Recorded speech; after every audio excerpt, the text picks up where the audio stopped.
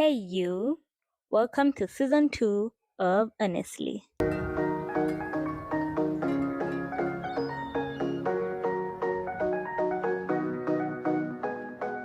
The Honestly podcast is your safe space. In here, we share the stories that have made us laugh, cry, cringe, or shaped how we see the world. You can find us on Spotify, Apple Pods, YouTube, or wherever you listen to podcasts. Don't forget to subscribe or comment or share your favorite episode with your people, because your support goes a long way for us. And if you'd like to feature as a guest on this podcast, kindly do so by filling in the form in the show notes below, and we shall reach out to you. If you have been looking for a space with raw stories from real people with no judgment, then your search ends here. This is what we have coming up for you in this episode. Guys, we sit on that Boda. What time was this, guys? I don't even know. I can just remember the time we reached on the other side, but I think Kakati there it was almost coming to 10 p.m. We sit on the Boda. It is cold. We have bags. We sit and sit and sit. Now, okay, finally we get to Toro. He puts us at a petrol station and we think, alright, yeah. He says, trust me here, buses pass. You're like, fine. We stand near the road. It's now coming to 11 p.m. and we are thinking, okay, there are no buses. We are in the middle of nowhere.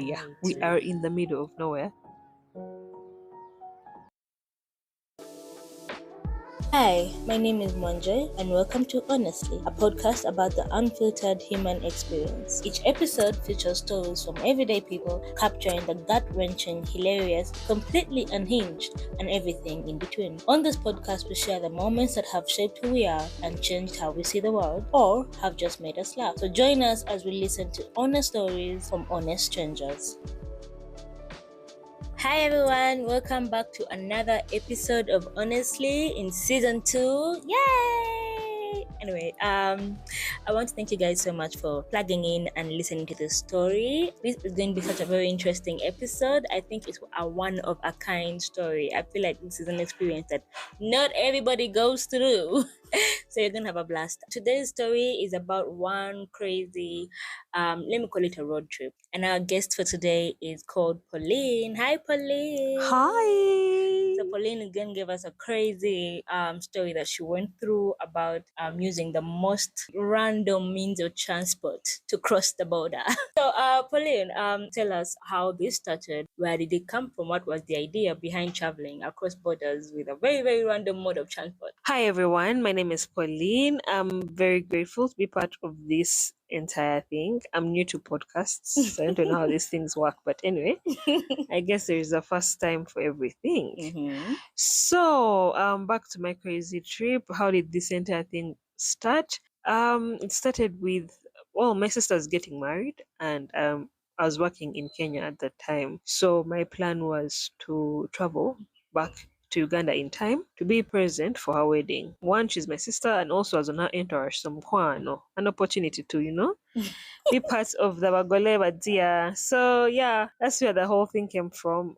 For context, where exactly in Kenya were you working? Were you working in Nairobi? Were you working in Malaba? No, I was working in a town called Bongoma. Yes, that's where I was working. So I was actually doing my medical internship at that time, and we had to first ask for permission. They gave us, and of us is me and my roommate, because there's no us traveling back to Uganda alone. And it was also an opportunity, to come back to Uganda and see our people. So they had told us that all we had to do was get they're not called taxis in Kenya. They're what? They're like matatus, yes. Yeah.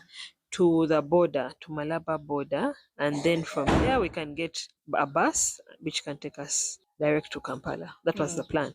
Unfortunately, we delayed because we left work a bit late, and then we had to come back and shower and prepare, those things. So yeah, we get the matatu and get to the border. So when we get to the border, we look around. There is no bus.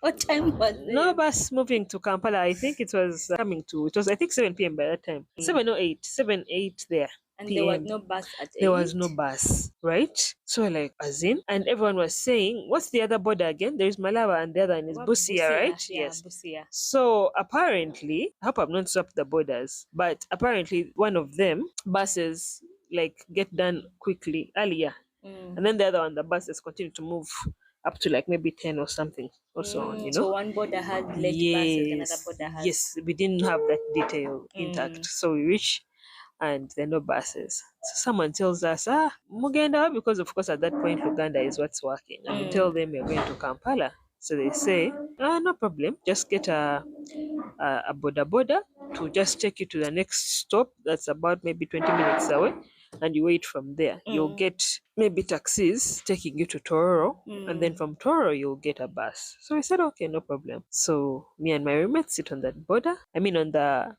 border and move to the next stop.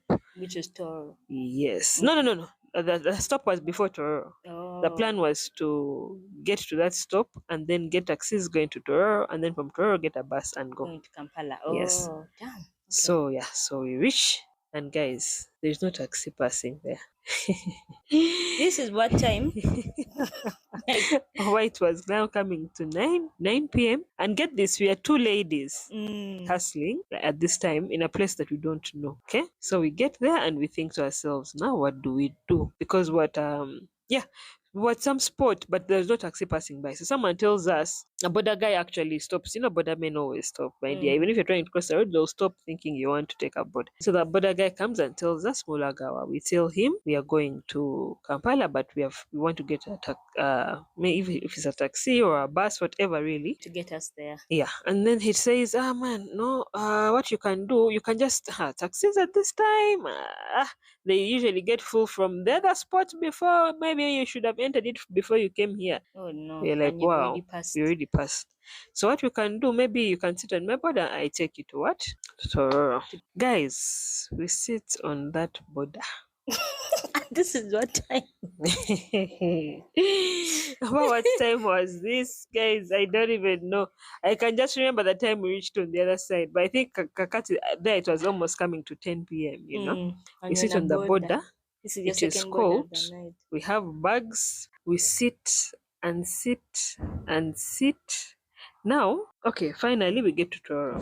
He puts us at a petrol station and we think, all right, yeah. He says, trust me here. Buses pass. You're like, fine.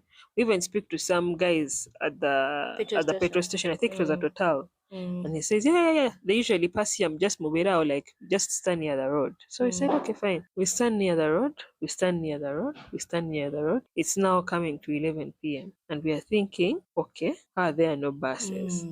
We are in the middle of nowhere. We are in the middle of nowhere.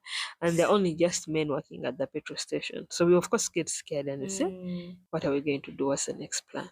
So one guy tells us, you guys find somewhere to stay. What do you mean, dear? What do you mean? Stay where, dear? Well, no, that's not part of the plan. So as we are still there puzzled, some guy comes. Again, another border guy. And he tells us, hey, Nyabom, where are you going? So we tell him, we want to get to Kampala. They told us again, to be buses here. But he's like, man, guys, maybe the most you can do, I can help you and take you guys to Iganga. Mukama. Hey, guys, there is some good distance between Toro and Iganga. I don't even know if we knew what we were talking about. No, I think we didn't know. Because at that point we were so desperate. So we tell him, you know what, it's okay, how much? And you know those guys in the village don't ask for a lot of money. It was like a 10K. Yeah, so you're like, sawa, let's sit. Guys, we move on this border.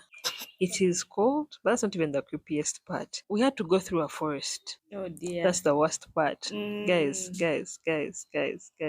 So there was a point where this borderman's border kept on as if dying. As if it wants to die. Oh my God. Okay? We are in the middle of a forest. It is dark as night. There are no borders passing. Only these, like, you know, those big trucks. Yes, those trucks that be coming from from the other direction, opposite direction. Yes. So we have to even move like to the side so that the truck doesn't, you know. And then the guy who's riding the border, I don't know what was wrong with him. I don't know if it was because there was too much cold air hitting his face, but he kept doing some funny motions with his head, like he's moving his head down and up. So me and my roommate were like, is the guy dozing? Sleeping? Guys, we're going to die. You guys. Banange. you're feeling pain because your bum is tired of sitting. The ride is so uncomfortable. It is so long. It is so cold. It is so creepy. Dark. We kept on thinking, oh my God, if this border stops and freezes here, either we're going to be murdered or a snake is going to bite us or like some weird animals, because guys, it was a stretch of a forest. Which forest is that between Toro and Igang? I'm even forgetting because I remember I remember when I told this story to my roommate's parents, and we told them we went through Mavira Forest in the darkest hour of the night. They told us no, that forest is not called Mavira. Why it's called what? So now I'm wondering really which. Guys, all I know is that it was a forest. Like on either side, it's just a road and it's trees and thick, and the only sound you hear is the sound of nature. You know that like crickets, frogs, name it. Tugamba wano tugenda kufa. Meanwhile, all these guys, I'm trying to get to Kampala for my sister's wedding. My sister's wedding was happening the following day, as in of once this night gets done and the sun comes up, that was the wedding. So by all means, we had to get to what? To Kampala. So after going through all that, we get to Iganga. We are tired. We are stressed. At that point, our bodies were just done with fear. We had given up, So when we reached there, the guy is like, me, I've brought you. I can't proceed with you. That's it, So he leaves you at Iganga. So he leaves us in Iganga. Get this, we have literally moved from Malaba to Iganga via Boda. Those of you, like, guys, just get your phone and Google how many kilometers those are. But yes, we want a border.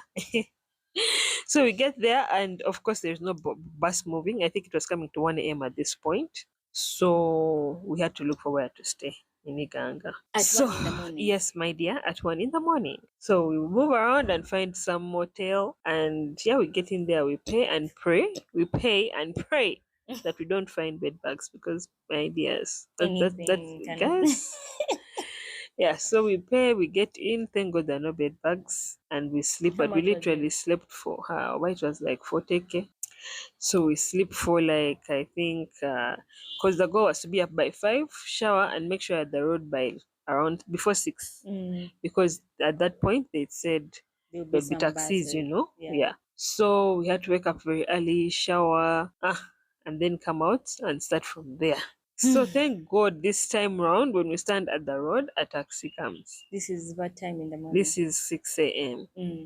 So we sit, get into the taxi. The taxi takes us, okay, at least that one was comfortable. It took us until, I think, around Chireka. But get this, by the time we reach Chireka, it's 8 a.m. I'm on the entourage, guys. And then there is so much traffic. I was like, honestly, if I got a border from Malaba to Tororo, what's a border from Chireka to Serena? Kampala, honestly. What is it? I get out and get another border and then move from Chireka to Serena. Get there, shower, dress up. I was the last to have my makeup done. I barely took pre-wedding shoots, but guys, the goal was to show up, no? And show up alive.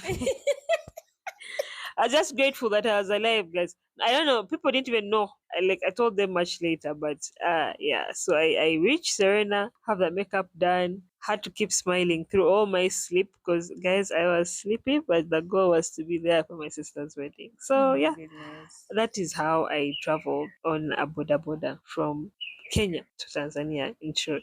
To Uganda. So to Uganda, you see, I'm already even exhausted telling the story. Can you imagine how exhausted I was physically? Living it. But That is so crazy. Sorry, like, bad. Yeah. That was actually a crazy journey. I don't know how in your head you were thinking, like, Onange, Ndukuchi. Guys, I don't even know. And at least for me, I was looking for, anyway, all of us were just looking forward to seeing our people. I'm grateful. Like, my roommate kept on telling me, man, you have to be there for your sister's wedding. I was like, yes. But let me tell you, when we were going through that forest, we both thought to ourselves, nae tufachi. Tufachi, kuba tugenda kufa. Tugenda kufa, actually. I'm just glad none of us was hypertensive, because we would die, guys. We would just die, guys.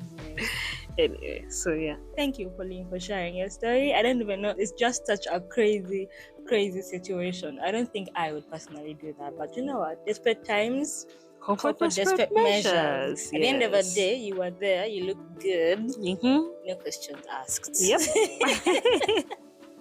Right away. Thank you so much for sharing your story. And to our listeners, thank you so much for tuning in to Honestly. And we'll be right back with a new episode very, very soon. Don't forget to subscribe on whatever platform you're listening through. And also, please share the podcast with your friends and family.